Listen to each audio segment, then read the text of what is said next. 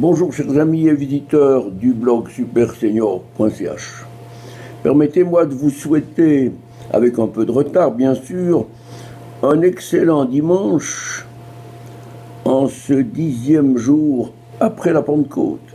Qu'est-ce que je raconte là? Eh bien, je raconte simplement que pour les catholiques dont je fais partie, ce dimanche est le 10e après la Pentecôte, c'est-à-dire après l'arrivée du Saint-Esprit sur les apôtres réunis à Jérusalem.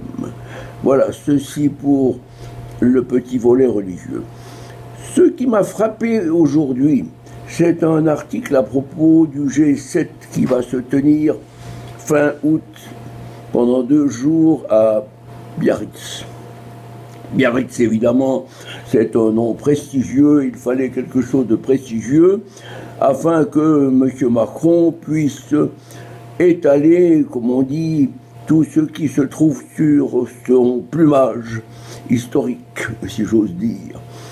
Eh bien, sachez que c'est probablement un mauvais choix. Et malgré les mises en garde, vous aurez certainement lu que M. Macron n'en a fait qu'à sa tête et qu'il veut faire ce sommet à Biarritz, primant ainsi la ville de rentrées importantes durant les vacances, de priver certains habitants de contact avec leur propre famille. Bref, Biarritz sera une ville assiégée, fermée, bouclée, vouée uniquement à la gloire de M. Macron. Eh bien, après ça, il ne faut pas qu'il s'étonne de trouver que les Français ne l'aiment pas. Eh bien, je vais vous dire que j'ai peut-être une simple remarque à faire.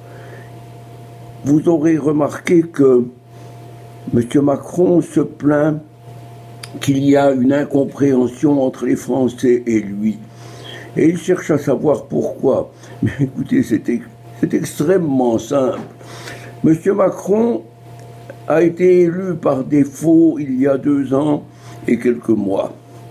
Il a été élu par défaut parce qu'il a pris soin de faire éliminer un à un les candidats qui auraient pu lui barrer la route. Il a pris soin de faire en sorte que le Front National, ce parti qui est honni par une partie de la France, soit justement dans les finalistes, de telle sorte que cela lui assurait une élection triomphale. Eh bien, cette élection triomphale est un trompe-l'œil. M. Macron a été élu par défaut.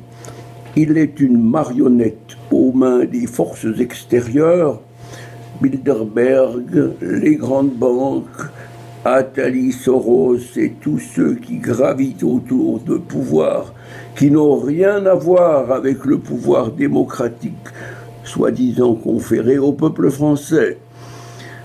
Il faut se rendre compte que nous avons maintenant là, encore pour 2 ans, à la tête du pays, un président immature, colérique, hautain, imbu de lui-même, pensant qu'il avait ainsi une légitimité avec sa victoire à l'élection présidentielle. Or, avec maximum 18% des inscrits, un président n'aurait pas pu être élu dans n'importe quel autre pays.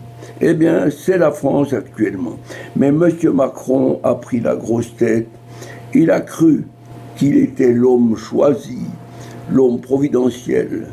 Il suffit de se souvenir de la tête qu'il faisait le soir du premier tour, lorsqu'il a joué tout un cinéma, un théâtre entre la pyramide du Louvre et une estrade. Eh bien non, M. Macron, il s'est trompé totalement. Le seul moyen de s'en sortir pour lui, eh bien, de se rendre sympathique, ce serait qu'il sorte de ce costume trop étriqué, trop grand pour lui, pardon, dont il remplit à peine la poche d'un gousset. Voilà ce que j'aimerais dire simplement. C'est peut-être un peu cruel, Mais c'est ainsi. Monsieur Macron n'a plus ou n'a jamais eu la cote auprès des Français. Il agite à sa guise. Il joue avec des petits bracelets. Il cherche la popularité, une popularité qui lui fera éternellement défaut. Bonne chance, monsieur Macron.